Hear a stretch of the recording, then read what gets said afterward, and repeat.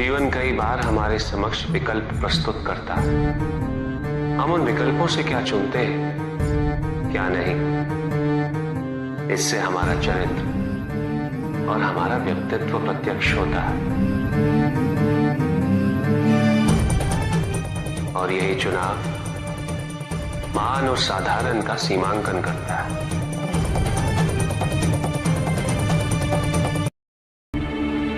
किसी के उत्थान का आधार नहीं बन सकता।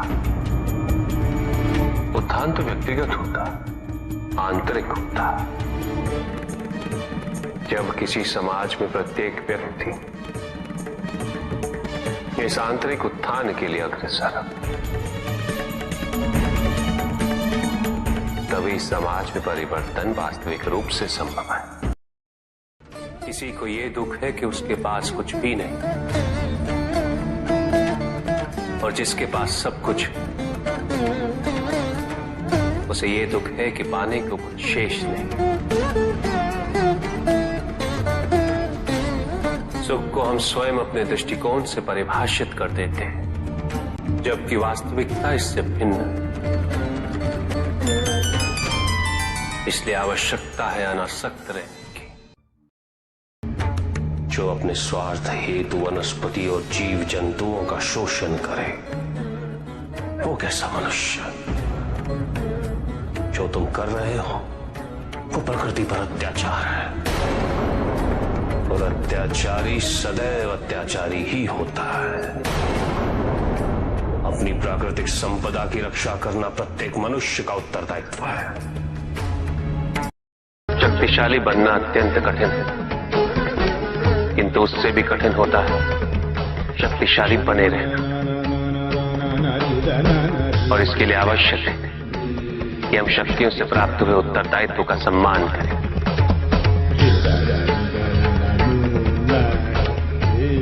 अन्यथा हम स्वयं पर निरंतर खो देते हैं, और यह हमारे पतन का कारण बनता है।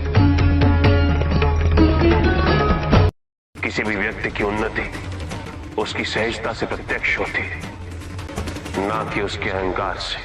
अहंकार हमें स्वयं की दृष्टि में बड़ा अवश्य बना देता, किंतु दूसरे की दृष्टि में हमारा ओछापन प्रतीत होता है।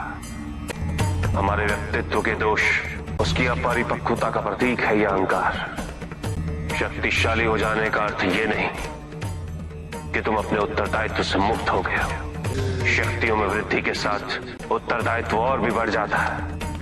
एक महासागर में एक छोटी सी नौका तब तक नहीं डूब सकती जब तक महासागर का जल उसमें भर नहीं जाता। उसी प्रकार हमारे बाहर कितना ही दोष क्यों ना हो, हम नकारात्मक सोच वाले व्यक्तियों से घिरे ही क्यों ना हो, जब तक हम उनके दोष और उनकी नकारात्मकता को अपने भीतर प्रवेश नहीं करने दें, हमें कोई भी डुबा नहीं सकता। यदि हम अपनी अपेक्षाओं पर नियंत्रण पालें, किसी और के सुख से अपने सुख की तुलना ना करें, तो हम किसी भी परिस्थिति में सुखी रह सकते हैं। संसार में सबसे शक्तिशाली अस्त्र है प्रेम, धैर्य, करुणा, क्षमा। किंतु ये आज का ही सत्य नहीं, ये सत्य शाश्वत है। धनी व्यक्ति के पास जो भी अतिरिक्त धन होता है वो उसे दान करना चाहिए, उनके उद्धार के लिए जो अपनी मूल आवश्यकताओं को पूरा नहीं कर सकते।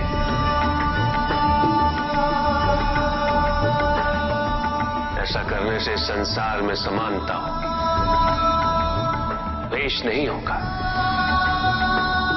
सद्भावना बनी रहेगी। माता पिता ही एक संतान को जन्म देते, वही सच्चे सृजन करता।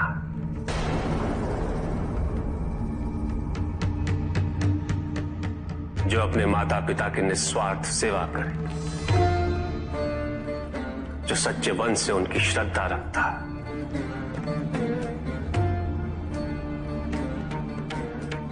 उसे किसी तीर्थ, किसी पुण्य या किसी दान की आवश्यकता नहीं होती। ये रहस्य नहीं कि वह प्रत्येक आत्मा मुक्ति की इच्छुक होती है। जो मरता है वो है पंचभूतों से निर्मित शरीर।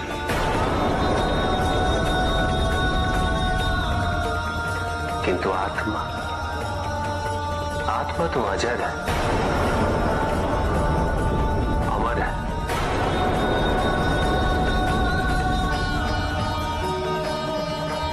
जिसकी यात्रा मोक्ष पर संपूर्ण होगी। आत्मज्ञान का अमृत प्राप्त करने हेतु हलाल समान कष्ट व पीड़ा को सहना अनिवार्य है।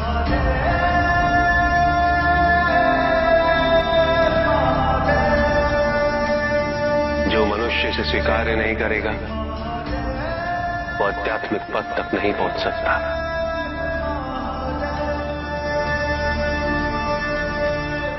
इसे स्वीकार किए बिना मनुष्य आध्यात्म पथ पर कभी सफल नहीं हो सकता।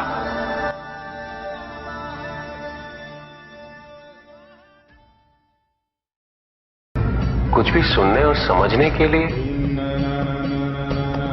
मन का मौन रहना आवश्यक है, किंतु मन मौन रहना नहीं जानता। वो तो निरंतर कुछ ना कुछ कहता रहता। प्रतिपद शब्दों का आक्रमण चलता रहता है मन पर, और यही आक्रमण है जिसके कारण व्यक्ति कभी भी शब्दों के परे नहीं जा पाता। जहां जीवन की सत्यता का उसकी प्रतीक्षा कर रहा होता, किंतु भक्ति में परिवर्तन क्यों? संदेह,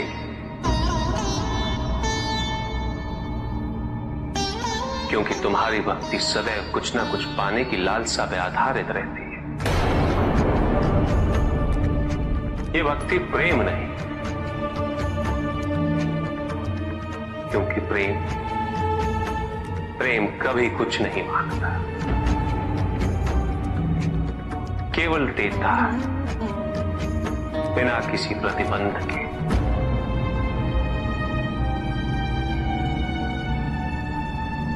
और वही प्रेम को परिपूर्ण भी करता है कि क्या उचित है और क्या अनुचित, ये तो प्रकृति में आदिकाल से ही निहित है। ये नियम तो केवल सृष्टि के नियम है, और प्रत्येक व्यक्ति के कर्म उसका परिणाम निर्धारित करते हैं। व्यक्ति के अपने कर्म उसके उत्थान या उसके पतन के निर्णायक होते हैं। सुख आंतरिक होता है, संतोष आंतरिक होता है।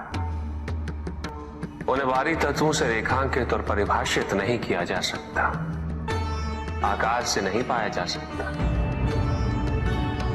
आकार के आधार पर केवल अहंकार ही उत्पन्न होता है, क्योंकि आकार से तुलना करने का संदर्भ प्राप्त हो जाता है। यदि तुम्हारा आकार छोटा है तो तुमसे भी छोटा कोई ना कोई अवश्य होगा, और यदि उसी प्रकार तुम विशाल हो तो तुमसे भी विशाल इस संसार में कोई ना कोई अवश्य होगा। इसीलिए शरीर या आकार की तुलना करना कभी भी शाश्वत सुख का आधार नहीं बन सकता। एक संतान तो परमात्मा का ही अंश होती है, इसलिए पुत्र और पुत्री में भेद करना उचित नहीं। किंतु तब भी कुछ व्यक्ति ऐसी मूर्खता कर बैठते क्योंकि वो कन्या की महिमा से अपरिचित है, क्योंकि वो ये समझ ही नहीं पाते कि कन्या का सम्मान करना प्रत्येक व्यक्ति का धर्म है, क्योंकि कन्या जीवनदायिनी है, वो जननी है, और जननी तो केवल सत्कार के योग्य होती है, उपेक्षा की नहीं, उसका तिरस्कार नहीं किया जाता। ना ही स्वर्ग नर्क का उत्थान है और ना ही नर्क स्वर्ग का पतन।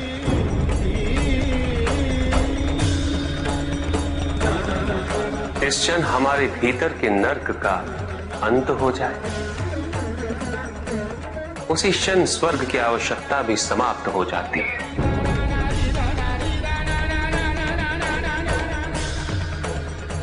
क्योंकि स्वर्ग तो केवल नर्क के कष्ट भोगने वाले का स्वप्न है, अभिलाषा है।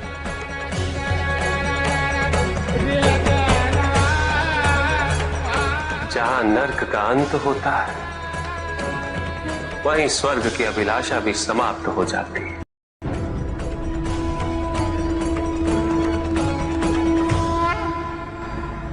और जहां स्वर्ग और नर्क का भेद ही मिट जाए, वही अवस्था मुक्ति, मोक्ष।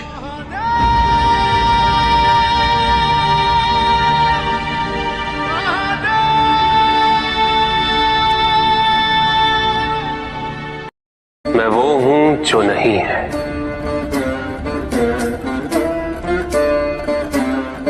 जो नहीं है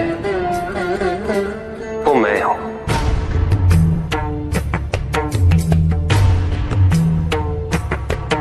चिरकाल तक सभी को यह स्मरण रहे,